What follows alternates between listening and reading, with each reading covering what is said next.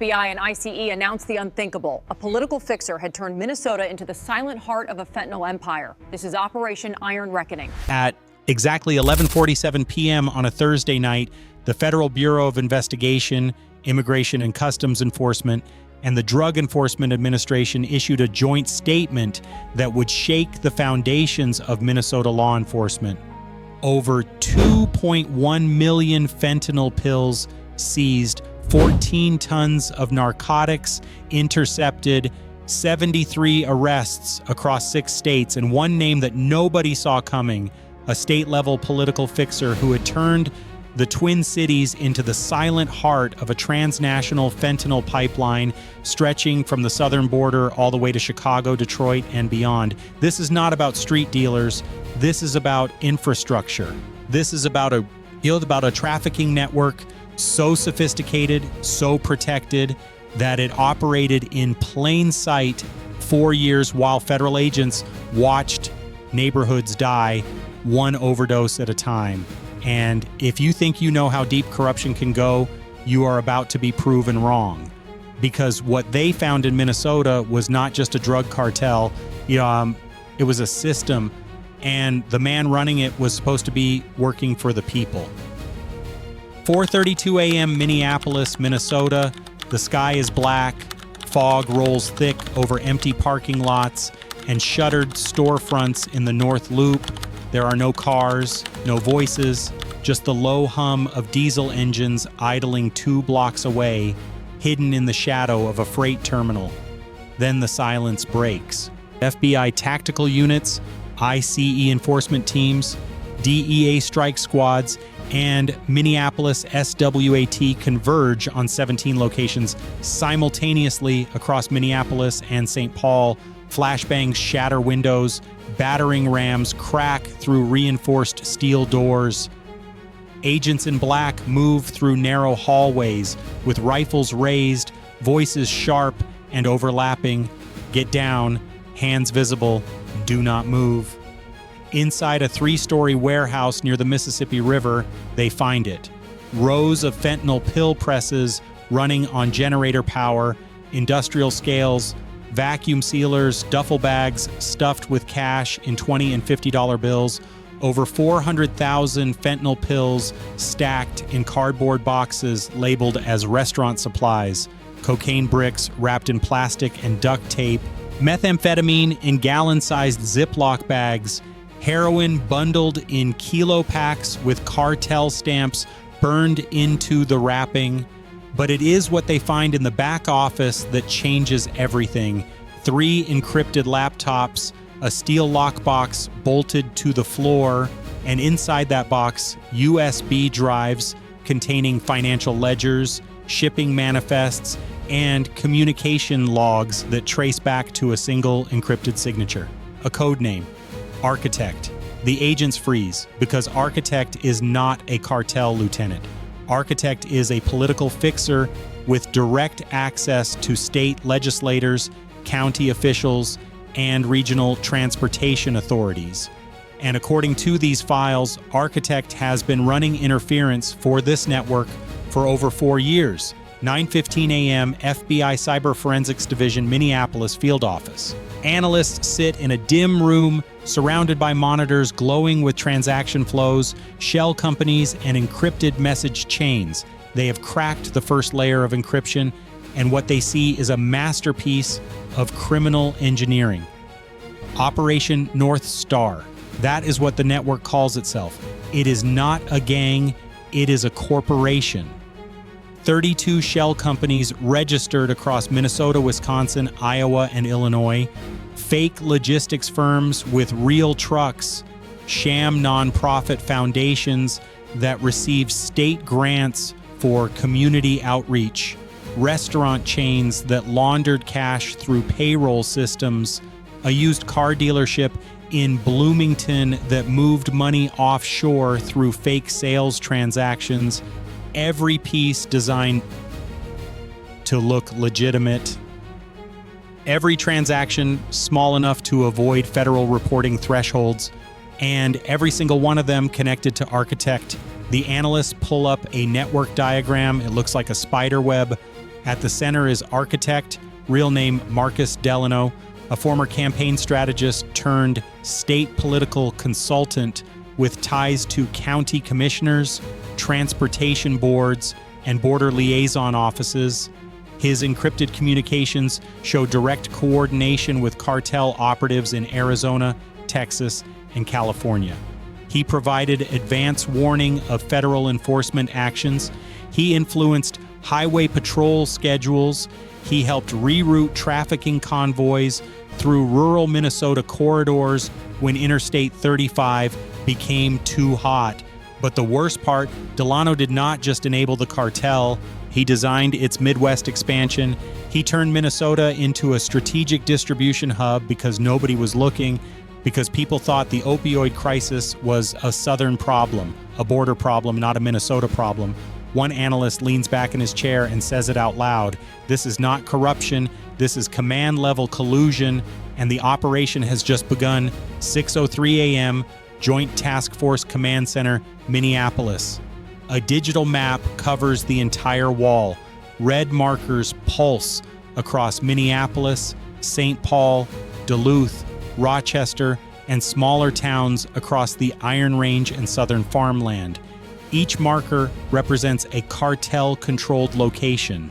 Drug stash houses, human trafficking transit points, migrant smuggling safe houses, distribution hubs disguised as auto repair shops and storage facilities. The mission is called Operation Iron Reckoning. Over 1,000 federal agents deployed, 60 SWAT teams coordinated across state lines, Black Hawk helicopters circling above suspected cartel fortresses in suburban neighborhoods, armored vehicles positioned outside methamphetamine super labs hidden in industrial parks, U.S. Marshals on standby to execute arrest warrants for over 90 individuals, including corrupt officials, cartel members, and compromised law enforcement personnel. At exactly 6:30 a.m., the raids begin. In South Minneapolis, agents breach a 2-story home and find a fentanyl pill super lab operating in the basement. Over 300,000 pills packaged and ready for shipment. 2 cartel members try to run. They do not make it past the backyard. In St. Paul, ICE agents storm a human trafficking house where smuggled migrants are held in locked rooms, forced to work off fabricated debts. 17 people are freed, 4 traffickers are arrested. Outside Rochester, DEA agents discover a hidden drug tunnel system beneath a rural farmhouse used to store and move narcotics without detection. Inside, they seize 900 kilos of cocaine, 40 kilos of heroin, and 22 duffel bags filled with cash totaling over $3.7 million. Near the Wisconsin border, a convoy of 3 semi-trucks is stopped on Highway 52. Inside the trailers, hidden behind pallets of frozen food, agents find methamphetamine bricks, fentanyl pill packs, and firearms wrapped in plastic. The drivers have fake manifests. Their routes were approved by a logistics coordinator working directly under Marcus Delano. By noon, the numbers are staggering. 14 tons of narcotics seized, over 2.1 million fentanyl pills, 73 arrests, and the operation is still unfolding. One federal agent stands outside a burning meth lab in Burnsville and says into his radio, "The underworld just took more damage in 6 hours than it has in 6 years." But the real damage is still being uncovered. 2:47 p.m., FBI Evidence Processing Center, St. Paul. Investigators are combing through seized servers, hard drives, email logs, and internal communication records pulled from county offices and regional transportation hubs. And what they find is worse than anyone imagined. The cartel did not just bribe a few cops. They infiltrated the system. 12 county sheriff deputies, 8 state troopers, 4 ICE field agents, 2 federal parole officers, all compromised, all on the cartel payroll. payments disguised as consulting fees, home renovation contracts, and cash deposits into family member accounts. The logs show how it worked.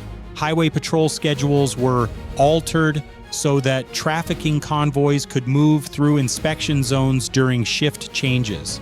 Border coordination meetings were leaked 48 hours in advance, giving cartel scouts time to reroute. Internal raid schedules were shared through encrypted apps. Way stations along Interstate 35 were temporarily closed for maintenance exactly when drug-loaded trucks passed through. One email recovered from a county transportation director reads, "Route is clear Thursday night, proceed as planned."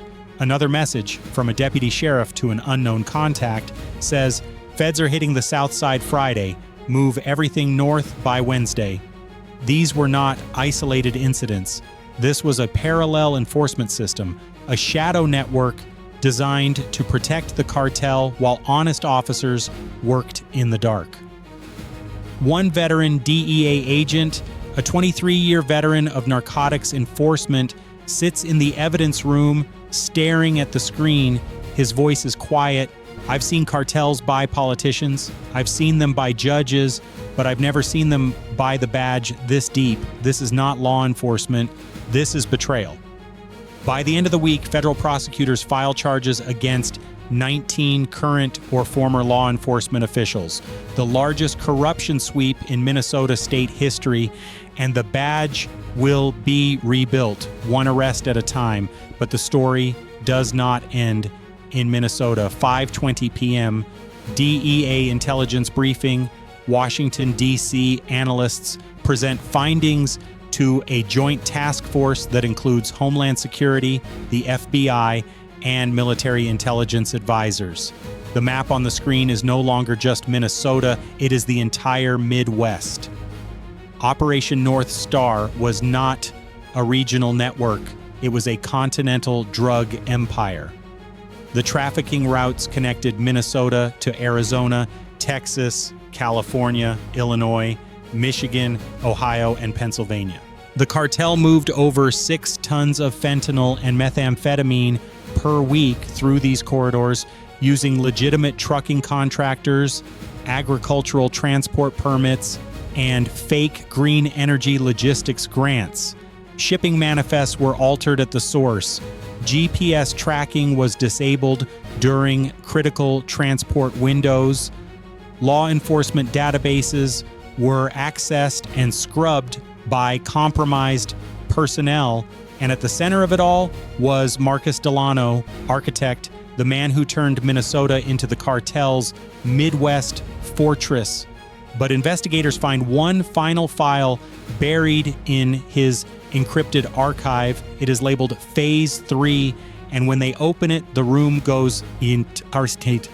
Phase 3 was the plan to expand operations into every Midwest state with a major interstate hub, to create a permanent infrastructure that could move narcotics, weapons, and trafficked humans across the country without federal detection, to build a shadow government of compromised officials, corrupt judges, and cartel-funded legislators who would protect the network for decades.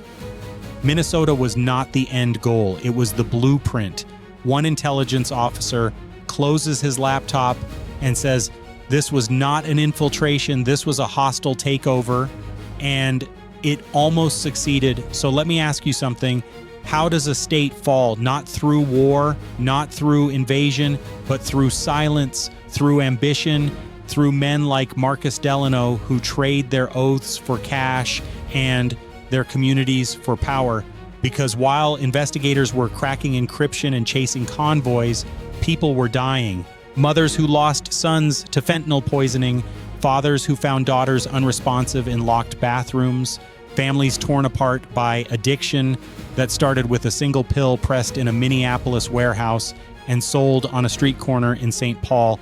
That is the cost, not just the 14 tons of narcotics, not just the 73 arrests, but the lives that will never come back. Political infiltration is real, cartel corruption is real, and the systems we trust to protect us can be turned into weapons against us when power goes unchecked. If you are still watching, tap like so more people see this story. Comment expose if you believe corruption like this must be dragged into the light. Share this with someone who needs to understand how deep these networks can go. Because the war on fentanyl is not won in the headlines. It is won in the evidence rooms, in the raid footage, in the courage of agents who refuse to look away, and in the people who refuse to stay silent.